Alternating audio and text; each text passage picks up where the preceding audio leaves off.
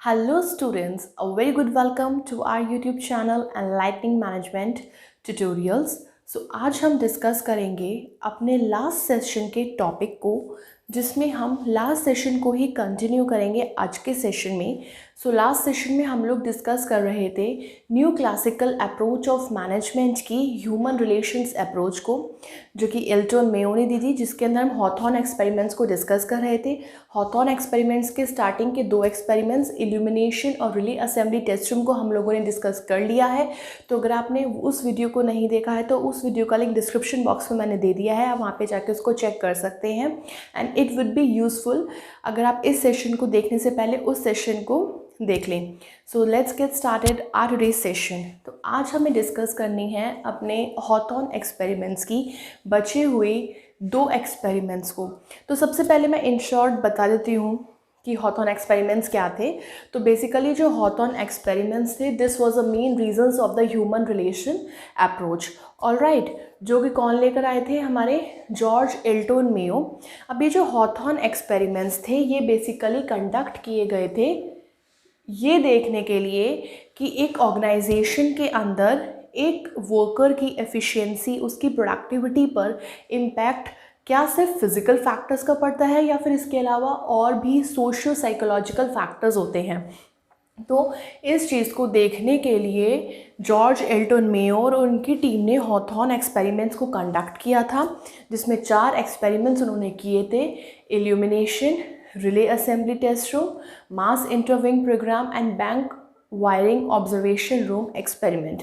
तो आज हम स्टार्ट करेंगे थर्ड एक्सपेरिमेंट, जो कि मास इंटरविंग प्रोग्राम है।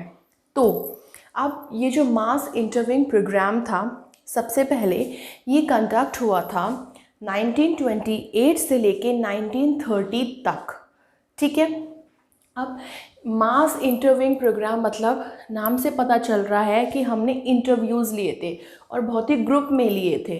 ठीक है, तो अबाउट 21,000 इंटरव्यूज़ जो थे वो कंडक्ट किए गए थे एम्प्लॉयज़ के, मतलब 21,000 एम्प्लॉयज़ थे जिनका इंटरव्यू लिया गया था, जिसमें बेसिकली जो टीम थी, जो रिसर्चर्स थे, वो ये देखना चाह रहे थे कि एम्प्लॉय का एटीट्यूड कंपनी की तरफ, उनके सुपरविजन की तरफ, प्रमोशन की तरफ, वेजेस की तरफ जो एम्प्लॉयज़ का एटीट्यूड है वो कैसा है।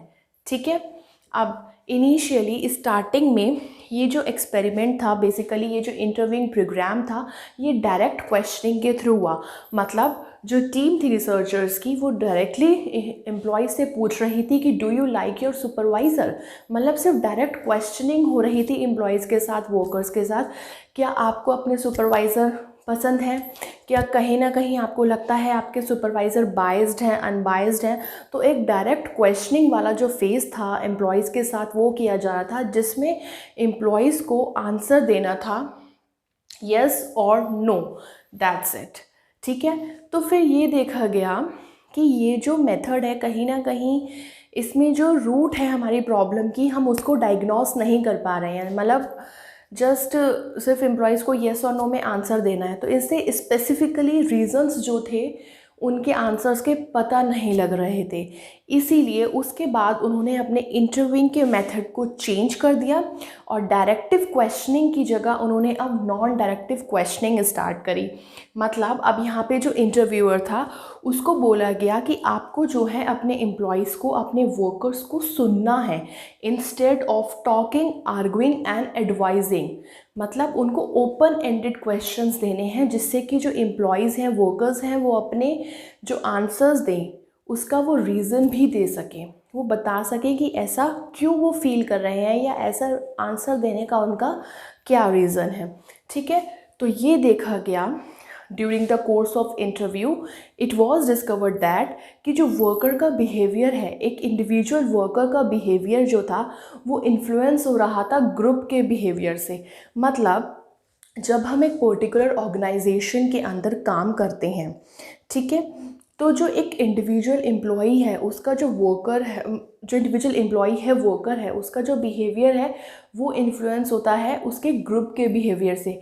जब हम एक अपने कोवर्कर्स के साथ काम कर रहे हैं, एक ग्रुप में, एक टीम में काम कर रहे हैं, तो हमारे बीच एक इनफॉर्मल बॉन्ड, एक यूनिटी अपने आप डेवलप हो जाती है। हमारे जो पीयर्स हैं उनका इन्फ्लुएंस होता है कहीं ना कहीं हमारे रिएक्शंस पर, हमारे बिहेवियर पर। तो यही चीज़ देखी गई थी इस एक्सपेरिमेंट में कि जो इंडिविजुअल वर्कर हैं उनका जो बिहेवियर था वो इन्फ्लुएंस हो रहा था उनके ग्रुप के बिहेवियर से। कहीं ना कहीं जो एक सोशल इन्फ्लुएंस था उनके पीयर्स का, कोवर्कर्स का, कहीं ना कहीं वो रिफ्लेक्ट हो रहा था एक इंडिविजुअल वर्कर के बिहेवियर के अंदर। तो अब इस एक्सपेरिमेंट का भी जो कंक्लूजन था वो सेटिस्फैक्ट्री नहीं मिला, तो इसीलिए उन्होंने जो दूसरी सीरीज़ थी अपने एक्सपेरिमेंट्स की, रिसर्चर्स ने उसको कंडक्ट किया। तो मास इंटरव्यूइंग प्रोग्राम के बाद जो हमारा चौथा experiment, that was the last experiment of Hawthorne studies, वो किया गया। और वो क्या था? Bank wiring observation room experiment. तो हम अपने उस एक्सपेरिमेंट को देखते हैं कि उसमें क्या क्या चीज़ें हुई थी और क्या कंक्लूजन निकाला गया। So here is the last phase of Hawthorne experiments, जो कि था हमारा bank wiring observation room experiment, जो कि 1931 से लेके 1932 तक कंडक्ट हुआ था। ठीक है, अब इस एक्सपेरिमेंट्स में क्या क्या चीज़ें थी? सबसे पहले ये जो एक्सपेरिमेंट था ये क्यों कंडक्ट किया गया था? To analyse the functioning of small group and its impact on individual performance, कि एक स्मॉल ग्रुप कैसे फंक्शन करता है और उसका इंडिविजुअल बिहेवियर पे क्या इम्पैक्ट आता है एक एम्प्लॉय की, एक वर्कर की। ठीक है, उसके बाद इस एक्सपेरिमेंट के लिए 14 मेल वर्कर्स के ग्रुप को एम्प्लॉय किया गया एक बैंक वायरिंग रूम के अंदर।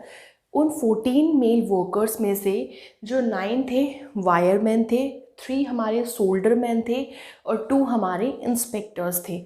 ऑल राइट, देन अब उनका जो काम था वो क्या था? उनका काम था कि उन्हें स्विचेस के साथ वायर्स को अटैच करना है फॉर अ सर्टेन इक्विपमेंट जिसका यूज़ होना था टेलीफोन एक्सचेंजेस में।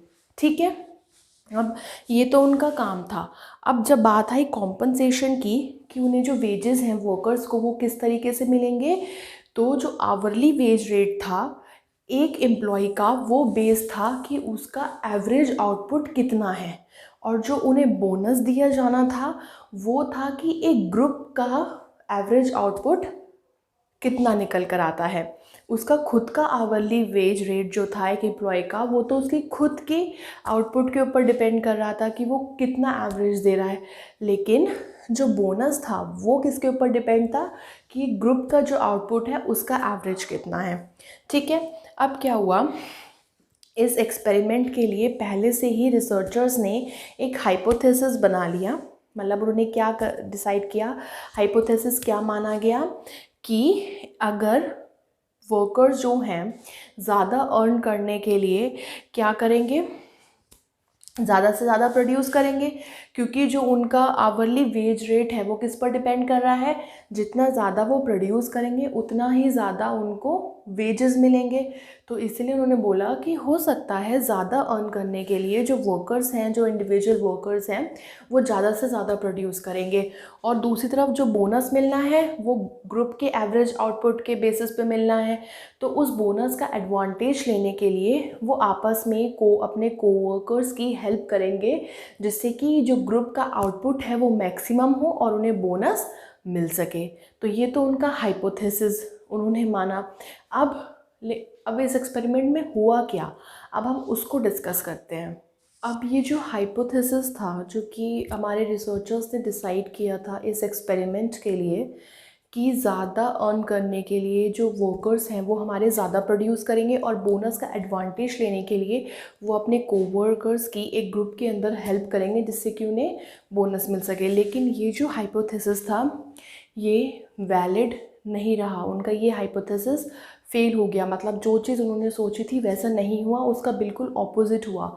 क्या हुआ, वर्कर्स ने जो थे अपने ही टारगेट सेट कर लिए थे कि उन्हें कितना प्रोड्यूस करना है, रादर देन जो कि कंपनीज मैनेजमेंट ने उनके लिए डिसाइड किया था। फॉर एग्जांपल अगर मैनेजमेंट ने डिसाइड किया था कि आपको 7000 यूनिट्स पर डे असेंबल करनी है या जो भी उनको काम दिया गया था, अगर उनको 7000 यूनिट्स असेंबल करनी है तो उन्होंने अपने टारगेट बना लिए थे कि नहीं, हम 7000 नहीं, हम सिर्फ 6000 जो है यूनिट्स वो ही असेंबल करेंगे। और अपने इस चीज़ का वर्कर्स ने क्या रीज़न दिया? सबसे पहला रीज़न जो वर्कर्स ने दिया, फियर ऑफ अनएम्प्लॉयमेंट। मतलब फियर ऑफ अनएम्प्लॉयमेंट कैसे?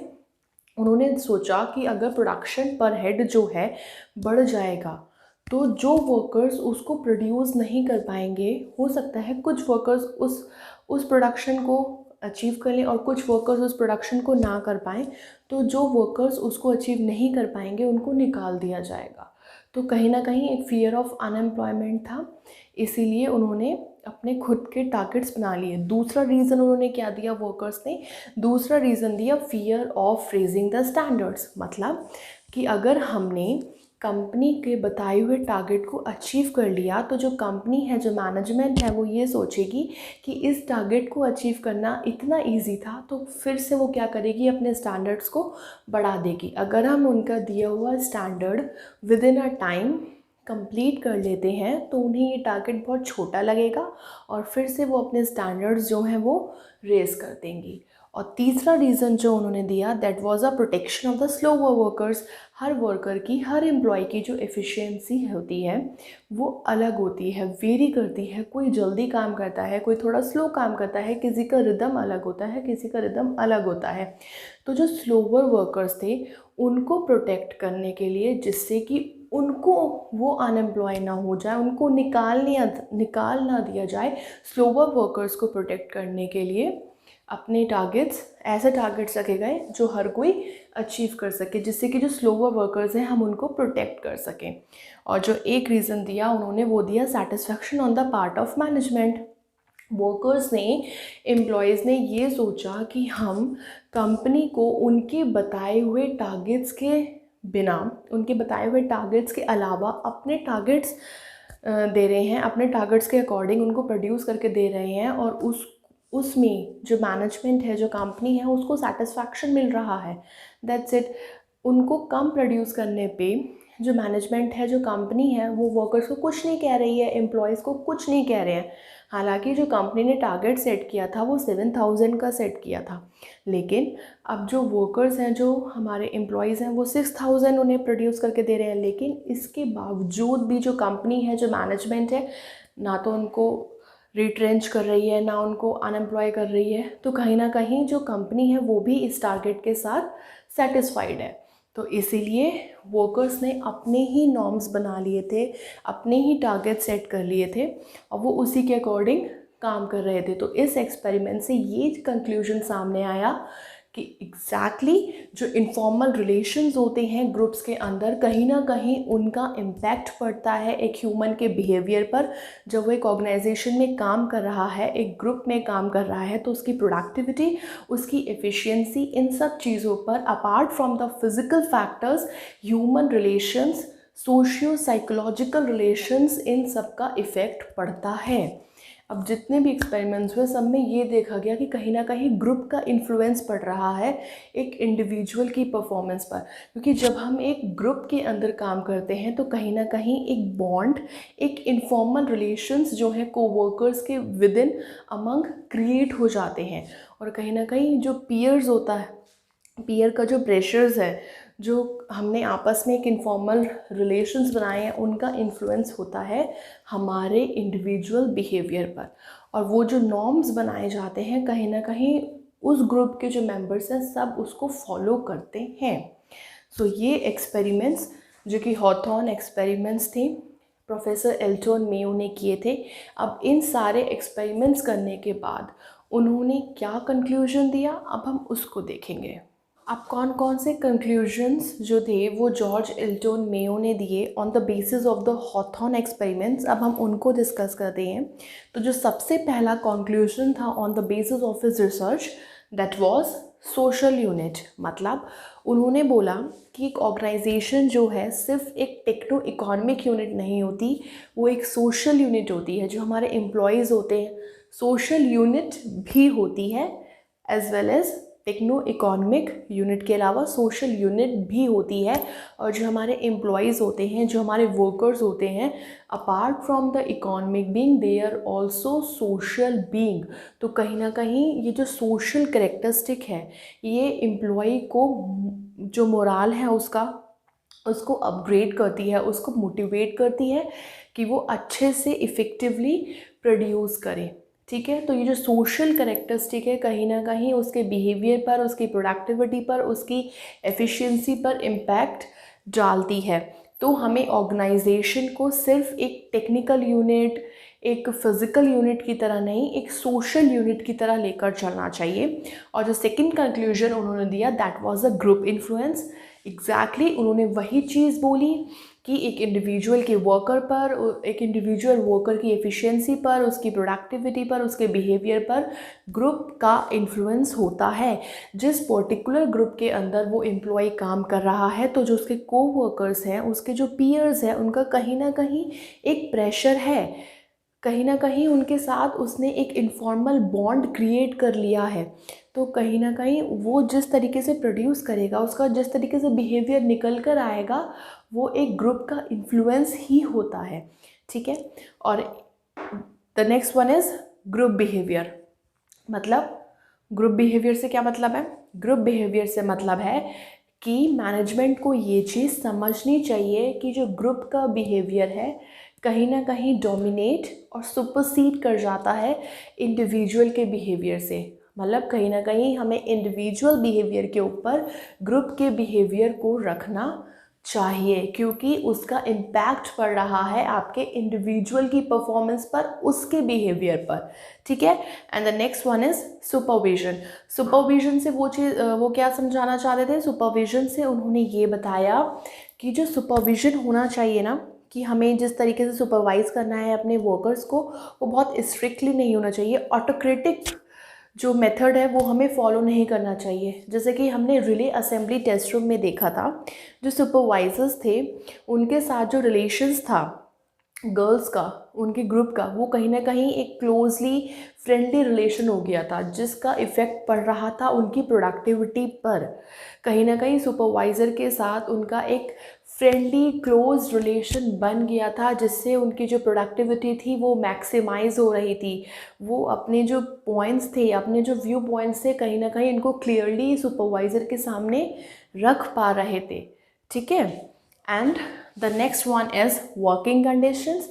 एग्जैक्टली सेम जैसे हमने रिले असेंबली टेस्ट रूम में देखा, हमने जो जॉब की कंडीशंस थी उसमें जो हम चेंजेस लेकर आए थे, उसका इम्पैक्ट पड़ा गर्ल्स की प्रोडक्टिविटी पर, ग्रुप की प्रोडक्टिविटी पर। कुछ ना कुछ हम थोड़े थोड़े चेंजेस लेकर आते रहे, जिससे उनका जो मोराल था वो बना रहा। तो वो यही चीज़ बताना चाहते थे कि हमें वर्किंग कंडीशंस जो हैं एम्प्लॉय के लिए वो ऐसी रखनी चाहिए कि बहुत ही मोनोटॉनिक जॉब ना हो जाए, बहुत ही बोरिंग जॉब ना हो जाए। हमें वर्किंग कंडीशंस को हमेशा चेंज करते रहना चाहिए, और ऐसी वर्किंग कंडीशंस एम्प्लॉय के लिए रखनी चाहिए जिससे कि उनकी जो एफिशिएंसी है वो इंक्रीज़ होती रहे, उनका जो मोराल है वो अपग्रेड होता रहे, वो उन्हें अपनी जॉब जो है मोनोटोनस और बोरिंग फील ना हो, हमेशा एक रिफ्रेशिंग, एक मोटिवेटिंग जॉब बनी रहे। ठीक है, and the next one is communication. Obviously जैसे हमने रिले असेंबली टेस्ट रूम में गर्ल्स को कहीं ना कहीं छोटे छोटे डिसीजंस लेने के लिए फ्री कर दिया था, अपने व्यू पॉइंट्स बताने के लिए छोड़ दिया था, हर बार एक चेंजेस लाने से पहले वो लोग उनसे डिस्कस कर रहे थे, तो कहीं ना कहीं एक कम्युनिकेशन बढ़ रहा था। मास इंटरव्यूइंग प्रोग्राम में जब नॉन डायरेक्टिव क्वेश्चनिंग हुई, जब एम्प्लॉयज़ ने अपने आंसर्स के पीछे के रीजंस बताए, तो कहीं ना कहीं जो प्रॉब्लम की रूट थी उसको हम अच्छे से डायग्नोज कर पाए। तो एक कम्युनिकेशन का होना ऑर्गेनाइजेशन के अंदर बहुत ज़रूरी है, चाहे वो विद इन एम्प्लॉयज़ का आपस में कम्युनिकेशन हो, एम्प्लॉय का उनके बॉस, उनके सुपीरियर के साथ कम्युनिकेशन हो, तो एक कम्युनिकेशन का होना बहुत ज़रूरी है। उससे जो चीज़ें हैं, जो प्रॉब्लम्स हैं, वो ऑटोमेटिकली कहीं ना कहीं स्मूदन होती चली जाती हैं। ठीक है, and the next one is balanced approach. Balanced approach से क्या कहना चाहते हैं वो? बैलेंस्ड अप्रोच से जॉर्ज एल्टन मेयो ये बताना चाहते थे कि हमेशा ऑर्गेनाइजेशन को, मैनेजमेंट को, किसी भी प्रॉब्लम को, किसी भी सिचुएशन को एक एस्पेक्ट को देखकर जज नहीं करना चाहिए, किसी भी एक एस्पेक्ट को कंसिडर करके जो अपना डिसीजन है वो नहीं लेना चाहिए। हमेशा एक बैलेंस्ड अप्रोच को फॉलो करना चाहिए। मतलब बैलेंस्ड अप्रोच मतलब हमें पूरे सिचुएशन के कोशिश करनी है हम हर एक एस्पेक्ट को कंसिडर कर सकें। हमें एम्प्लॉयज़ का भी सोचना है, हमें अपनी ऑर्गेनाइजेशन का भी सोचना है, हमें अपना भी सोचना है। सिर्फ ऑर्गेनाइजेशन के ही प्रॉफिट की बात नहीं करनी और ऐसे ही सिर्फ और सिर्फ एम्प्लॉयज़ की भी ही बात नहीं करनी। हमें पूरी सिचुएशन को कंसिडर करना है एक बैलेंस्ड अप्रोच को लेकर। हमें मल्टीपल एस्पेक्ट्स को देखकर डिसीजंस लेने चाहिए। ठीक है, तो ये थी हमारे ह्यूमन रिलेशंस अप्रोच। इसमें सारे एक्सपेरिमेंट्स हमने डिस्कस कर लिए हैं और आज हमने ह्यूमन रिलेशन अप्रोच को कंक्लूड कर लिया है उसके कंक्लूजन्स के साथ। तो अगर आज के सेशन में कोई भी डाउट होता है तो आप उसको कमेंट बॉक्स में मेंशन कर दीजिए। We will take in our next session. Till then, if you like my videos and content तो आप please do like, share and subscribe my channel, and if you are new at my channel then please do subscribe and press the bell icon for more videos. See you soon in the next video. Thank you and have a nice day.